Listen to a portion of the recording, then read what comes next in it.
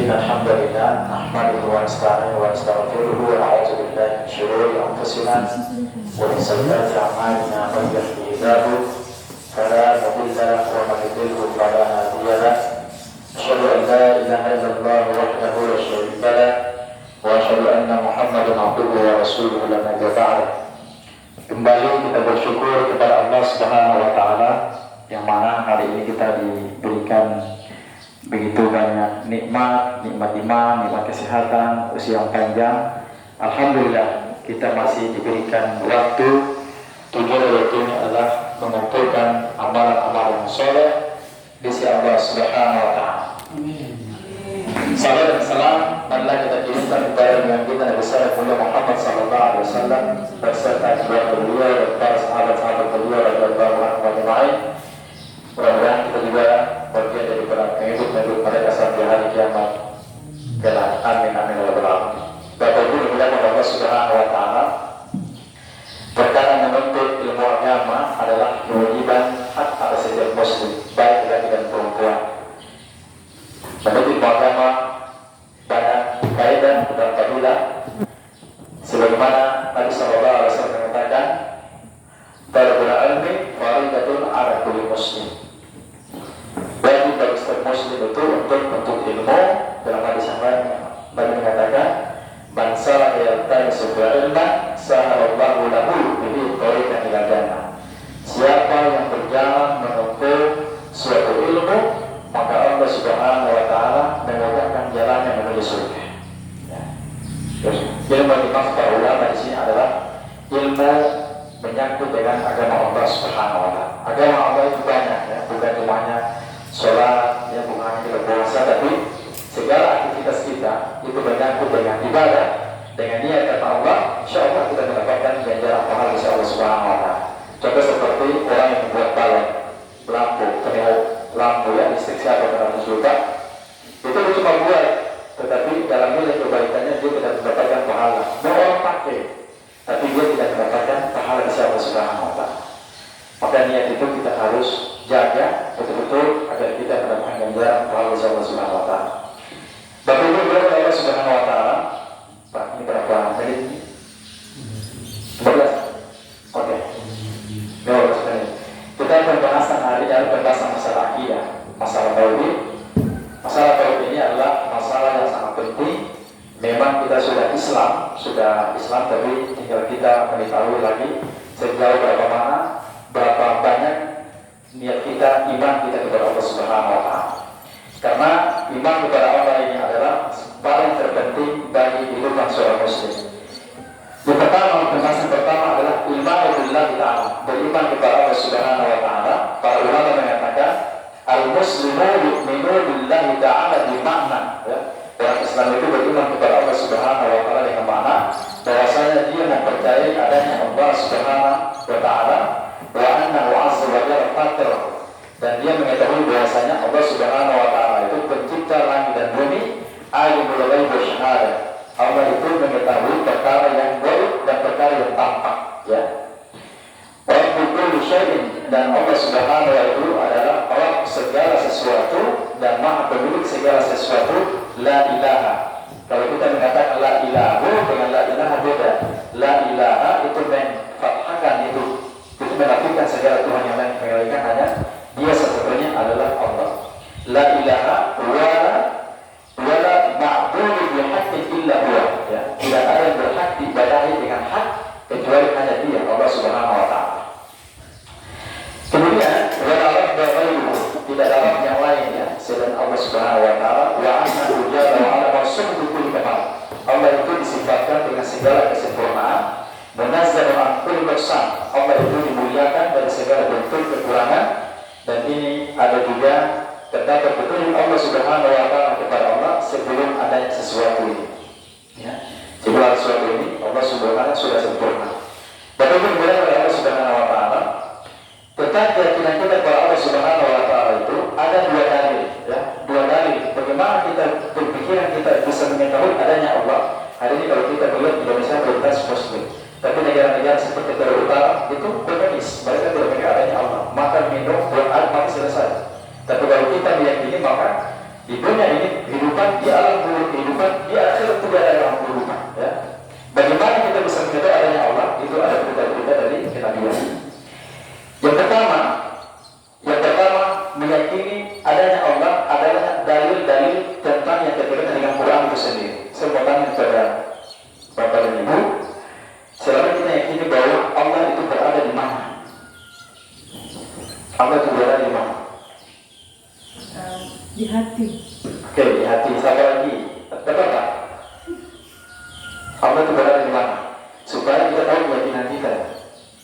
Berdasarkan Allah itu konsep Quran. Jadi memang menceritakan akidah ini memang kita tidak berbuka. Kalau berbicara akidah, fikih itu kita bisa kadang-kadang berbeda pandangan saja. Tapi kalau akidah itu satu, tidak bisa berbeda-beda. Jadi saya menyampaikan di sini bahwa sesuai dengan konsep Quran, Allah itu menciptakan bumi berapa hari? Berapa lama Allah menciptakan bumi? Oke, pada waktu nanti kita baca di sini ayatnya. Surah Al-Araf ayat 45 ini keyakinan kita ya, keyakinan kita. Allah mengatakan dalam surah Al-Araf ayat 54, Inna rabbakumullahu alladzi khalaqa as-samawati wal arda fi sittati ayyam. Ya, Allah itu adalah Allah kalian yang telah menciptakan langit dan bumi selama 6 hari. Ya, keyakinan kita keluarkan. Kenapa sih umat Islam tidak meyakini menciptakan bumi selama 20 hari? Tidak bisa. Dia berdasarkan Quran cuma 6 masa saja. Bagaimana Allah menciptakan bumi? Kalau boleh kita tahu sampai di situ. Cukup sebatas ini saja. Ya, kalau kita mencari tahu kita bisa gila. Karena kita akan itu. Yang berikutnya, setelah setelah menciptakan bumi selama 6 masa atau 6 hari, Allah istiwa dan istiwa di atas aras. Maka orang berdua begini. Dia kaitan secara hati nurani kita Allah itu di langit.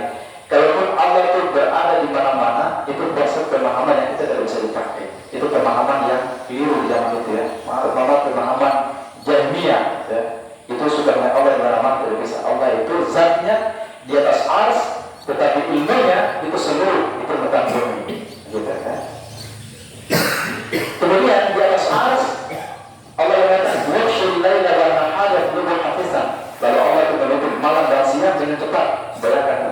Tadi ini pagi, sekarang apa siang? Bentar lagi sudah sore, bentar lagi malam. Nanti dulu merasakan. Tubuh kita makin hari makin kayak kurang. Ya, ada berbeda sedikit tapi kurang. Itu mengenai kurang kita mulai. Dan alam kita juga mulai sedikit hilang ya. Wasyamsa wal qamar wal nujumu musakharat bi amrihi. Kemudian Allah menciptakan bumi selama masa, Allah bersedia, Allah juga menciptakan matahari dan bulan dan bintang. Lalu Allah Subhanahu wa taala menetapkan peredarannya dengan segala perintah Allah Subhanahu wa taala. Kata Allah, ala lahul khalqu wal amru. Ingatlah bahwa Allah itu benar-benar Dia pencipta dan Allah Subhanahu wa taala yang memerintahkan. Tabarakallahu rabbul alamin. Keberadaan Allah Tuhan semesta alam. Ini surah Al-Araf ayat 45. Jadi keyakinan kita hari ini adalah bagaimana mengatakan bahwa Allah di atas ars, kemudian Allah menciptakan dan bumi selama 6 masa 6 hari. Baik. Yang berikutnya, keyakinan berikutnya, Allah menjelaskan ketika Allah memanggilnya Nabi Musa, ya. Allah memanggil Nabi Musa itu di sebuah lembah yang diberkahi di arah sebuah pohon-pohon. Allah memanggil Nabi Musa ini, ya. Ya Musa, ini Anallahu Rabbul Alamin. Wahai Musa, sesungguhnya saya mohon maaf kalau saya terangkan amal di sini. Ini kembali turunnya ke Allah maksudnya. Ya Musa, ini adalah Rabbul Alamin. Wahai Musa, sungguh aku adalah Tuhanmu, Tuhan semesta alam. Allah bersumpah di sini kalimat ini itu adalah bersumpah.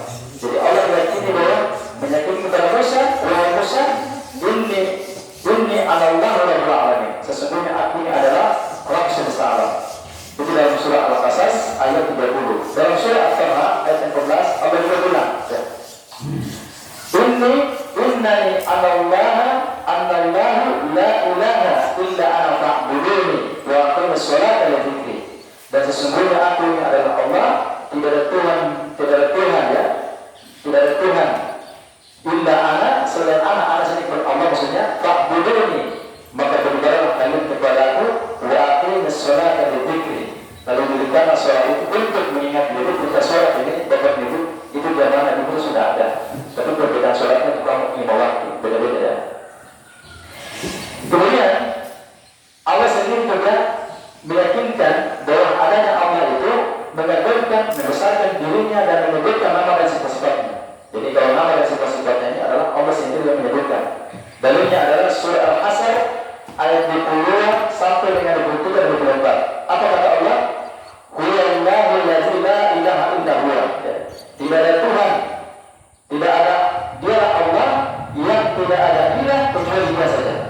ilah kecuali Allah.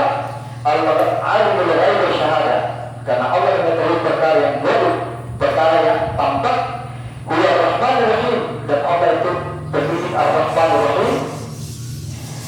Huwa Allahu alladzi la ilaha illa huwa al-Malikul Quddus, dan dialah Allah yang tidak ada Tuhan ya kecuali Dia yang memiliki, yang maha suci, yang maha memberi keselamatan, yang maha memberi kesejahteraan, yang maha memberi pemeliharaan.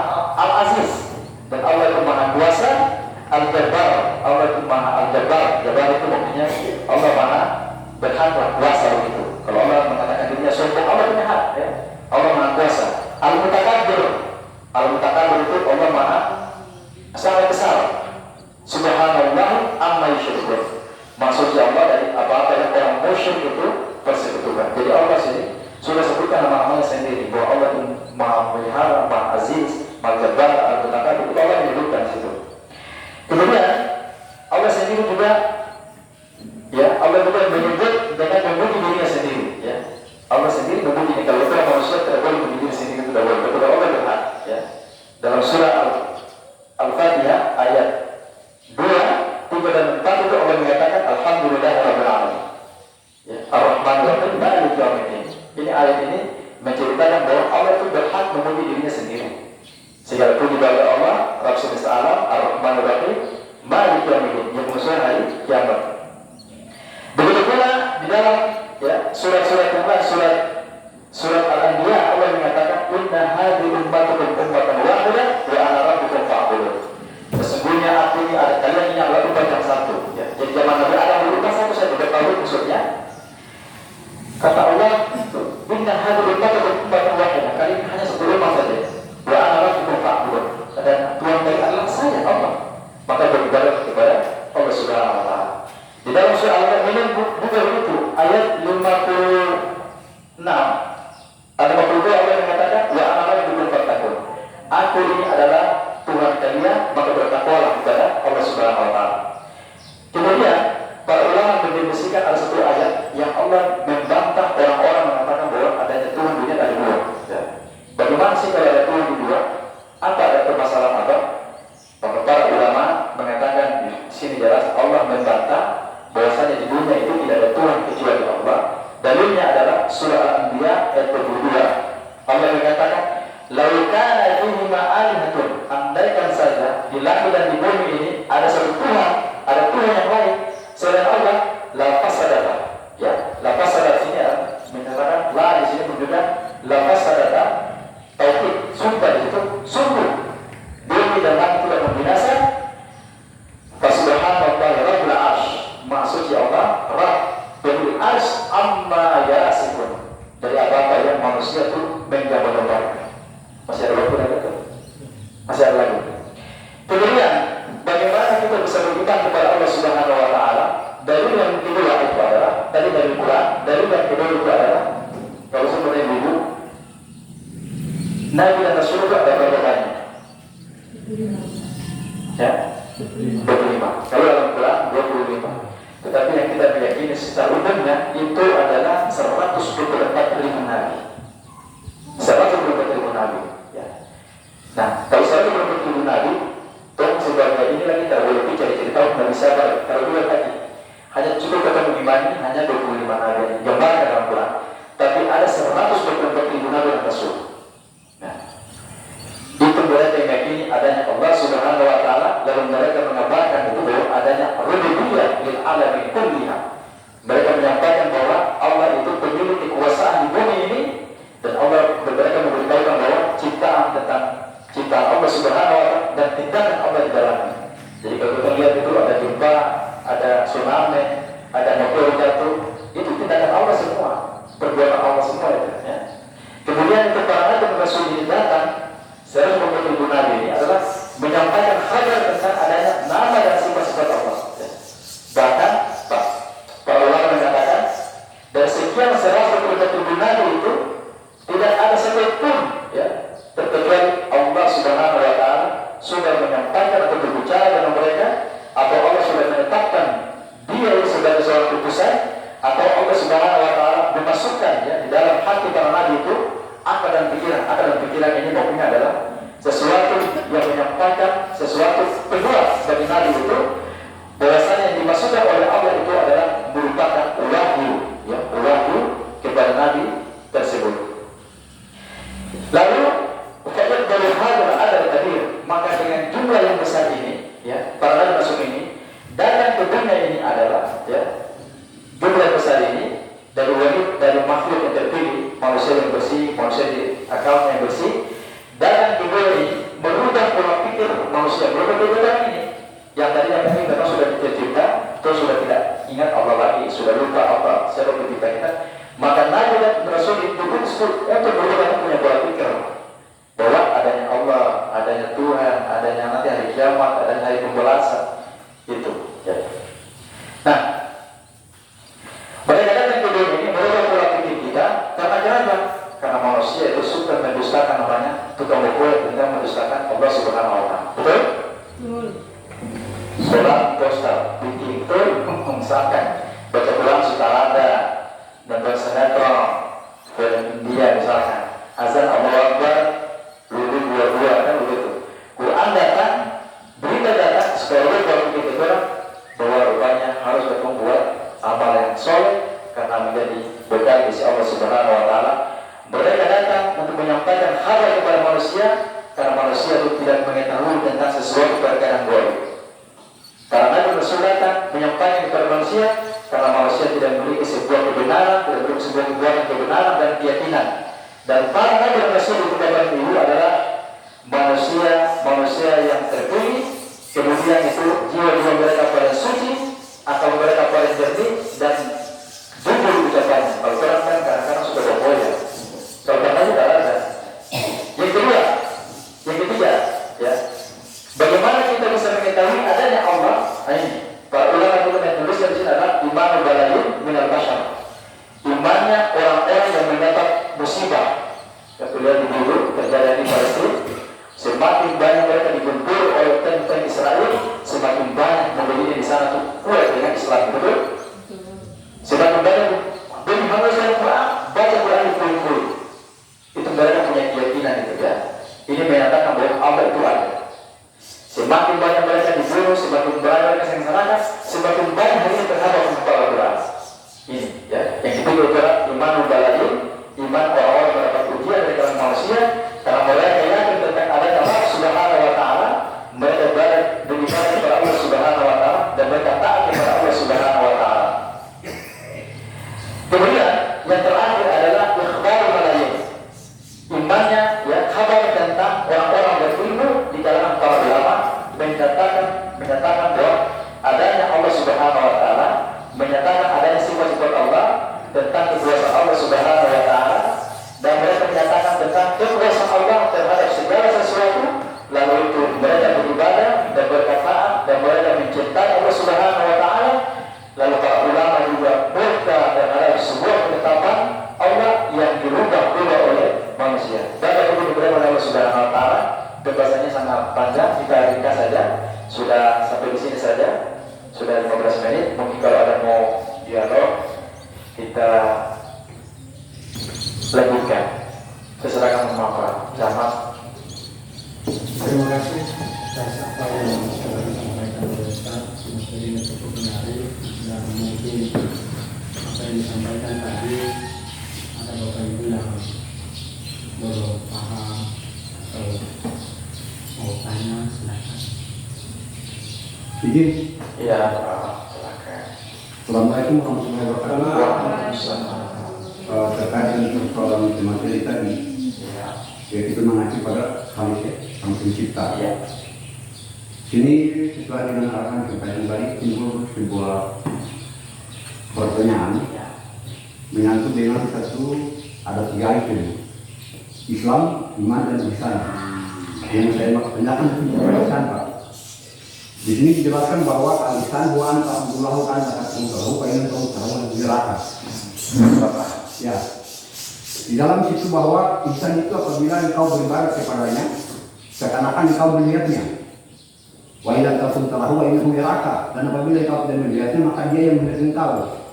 Nah, ini timbul pertanyaan, Pak. Tolong dipenjelakan Pak Tabung paham dia tentang ihsan ini dalam pengertiannya bahwa apabila engkau beribadat kepadanya, seakan-akan engkau melihatnya. Dan apabila engkau tidak melihatnya, wa idzan takun salah wa innahu yaraka. Dia yang melihat engkau. Dalam konteks seperti apa Allah melihat engkau? Berarti seperti itu. Ya, Allah itu kalau kita masuk, ya, kalau kita masuk di nanti ada bab namanya bab masalah tauhid asma wa sifat. Asma dan sifat-sifat Allah itu maha melihat, Allah memiliki pemeliharaan dan sebagainya. Kemudian itu dalam konteks ayat tadi hadis itu ketika Rasulullah duduk, lalu ada malaikat Jibril datang kepada Nabi Sallallahu Alaihi Wasallam untuk mengajarkan tentang meminta kepada Nabi untuk menjelaskan apa itu Islam dan Ihsan. Kalau sudah tentunya kita ini tidak mungkin bisa melihat. Situ kan Ka'anna disebutkan dari bahasa seolah-olah, seumpamanya lah begitu ya. Kalian meyakini bahwa kalian melihat Allah. Tapi kan kita tidak mampu. Lalu ayat berikutnya itu, hadis berikutnya, kalau kalian tidak mampu, yakinlah bahwa Allah melihat kita. Nah gitu.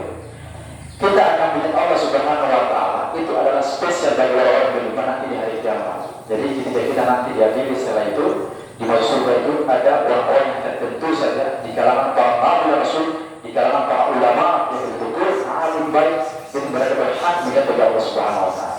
Kalau kita dunia sebatas keyakinan melalui sumber dari Nabi Sallallahu Alaihi Wasallam, sebatas seolah-olah saja. Andaikan kita berat, lalu kita berendah diri, tawadu di hadapan Allah Subhanahu Wa Taala. Itu Pak.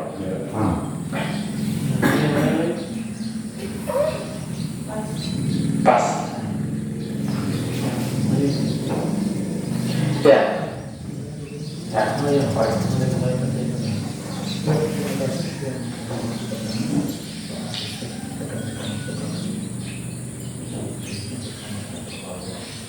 Baik, kalau kita ikuti tadi Pak Ustaz yang sudah menyampaikan terkait dengan akidah atau tadi sebenarnya dalam pandangan bahwa akidah itu tidak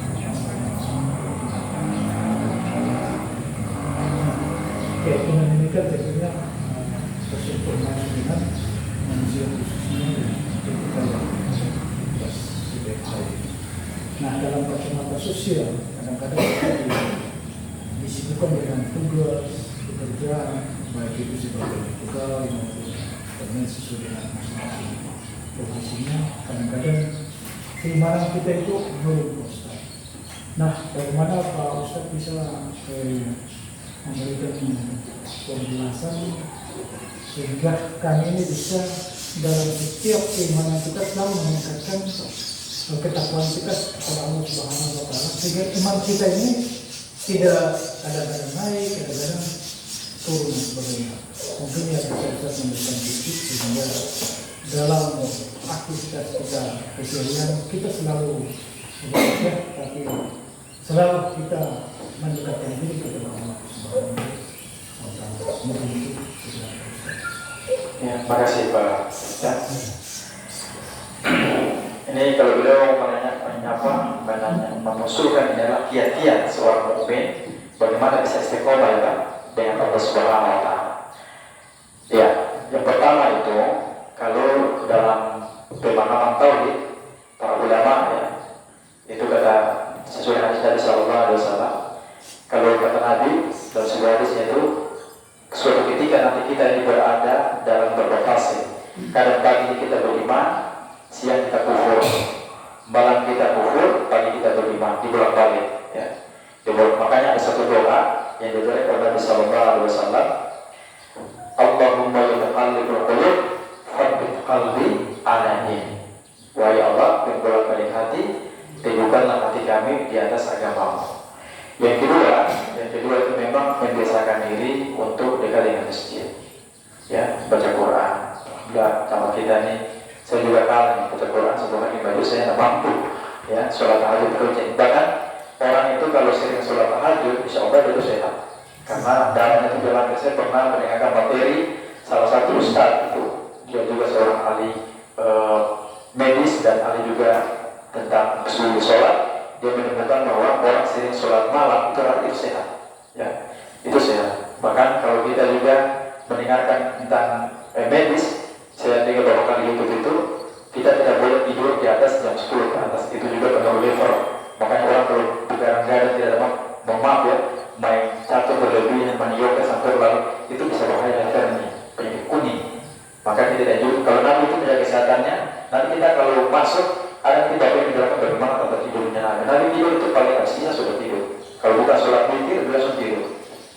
Maka kelemahan kita juga mungkin sebelum malam ya, mungkin sebelum sore itu kita sebelum malam kita sudah makan.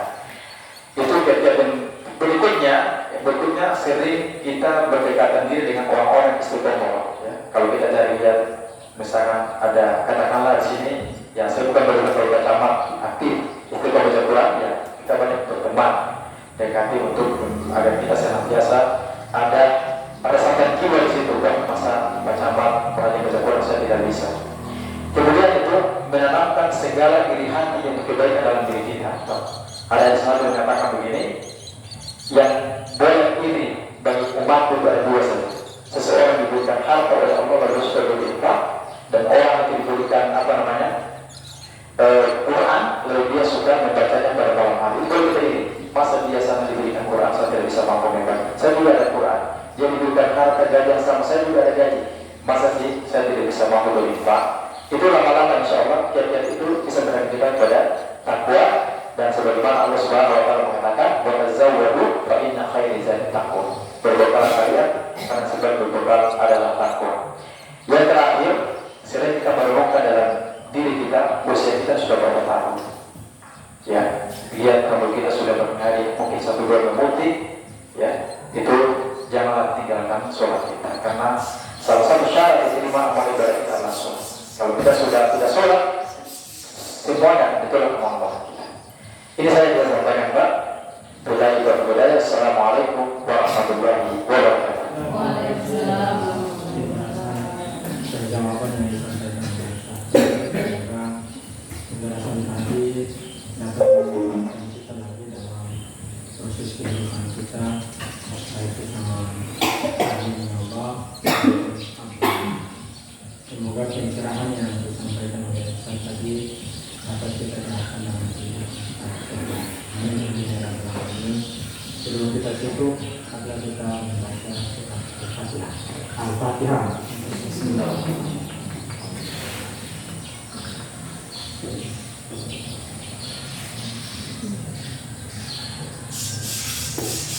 Assalamualaikum warahmatullahi wabarakatuh.